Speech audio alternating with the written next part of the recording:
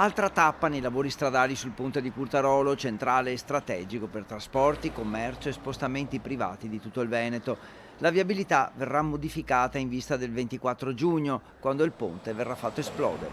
Verrà chiuso il ponte a monte, esattamente la parte di ponte che stiamo inquadrando adesso con la visuale della telecamera, e poi si passerà a 2 corsie per senso di marcia nel ponte a valle.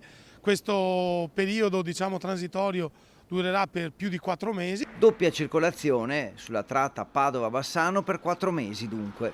E poi il 24 di giugno ci sarà l'esplosione del ponte di Monte, e quindi poi la posa in opera del nuovo ponte che è già stata realizzata, il ponte in ferro che è già stato interamente realizzato, sarà posato. Opera strategica per la viabilità Padova-Treviso-Vicenza, ma anche centrale per la sua posizione, si è deciso così di sostituirne internamente metà e sistemare l'altro tratto. C'è stata anche una sostituzione nella responsabilità e nella direzione dei lavori e nella progettazione dell'opera a parte di Veneto Strade, che è una società della Regione, lo ricordiamo. Il costo dell'opera è di circa 4 milioni, 3 messi dalla Regione, 1 circa dalla provincia di Padova.